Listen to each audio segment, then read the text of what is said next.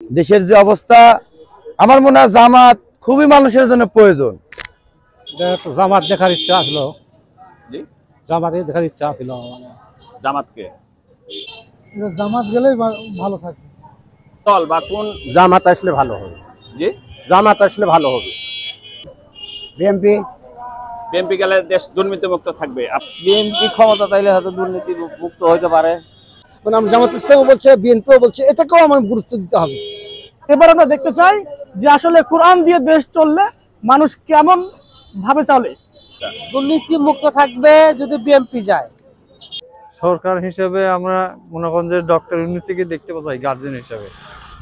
এই জন্য আমি চাই যেই দলই ক্ষমতায় যাক সে যদি দেশটা ভালোভাবে চালাক। জামাত ইসলাম। জামাত ইসলাম। তারেক জিয়ার কথাই। তারেক জিয়াকে চাচ্ছেন। যেমন জামাত ইসলামী যদি একটা নতুন দল আসে, ভালো ভালো লোক আসা লাগবে, ভালো ক্ষমতা আসা লাগবে। আমাদের জামাত গেলে জামাত ইসলাম গেলে দুর্নীতি কম হবে। ওই জামাত ইসলাম আইলে ভালো হয়, বুঝতে পারছেন? সামনে বিএনপি ক্ষমতা গেলেই ভালো চলবে। যেমন জামাত ইসলাম ভালোবাসি, তবে আমি বিএনপি সমর্থন করি, বিএনপির সাপোর্টার আর কি। ওখানে বিএনপি প্রত্যাশা করছেন? জি, বিএনপি সরকার হিসেবে বিএনপি কে প্রত্যাশা করতেছি আমি। জামাত ইসলাম করি, জামাত ইসলাম। 40 বছর বয়সের মধ্যে এখন এই তত্ত্ববাদী সরকারের ভালো। সেখান থেকে জামাতকে চাই।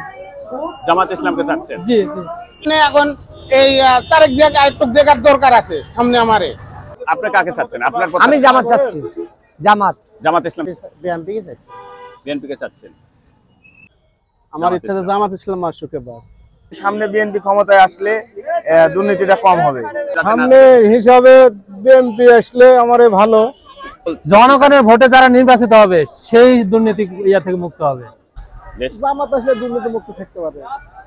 ক্ষমতা ইসলামী দল আসলে, এই দলগুলো আসলে দুর্নীতি থাকবে না। আর মনে হয় বিএনপি ক্ষমতায় গেলে কিছুটা কম হবে, কারণ গণতন্ত্র মনা কিছুটা দল বিএনপিকে বলা যায়। জামাত যদি দেবে, জামাত। জি, জামাত ওই দল আসেনি কোনোদিন জামাত, এখন কি করবি এখন সেটি আল্লাহ ভালো জানে। জামাত আসুক। এখন যারা প্রতিপক্ষ আছে তার মধ্যে যে কোনো একজন হবে। জামাত সরকার আসলে নাকি ভালো হবে। জামাত গেলে ভালো হবে। বিএনপি যেরকম আওয়ামী লীগ একই কথা, জামাত আসলে ভালো হবে। ও যে জামাত ইসলামী যাক,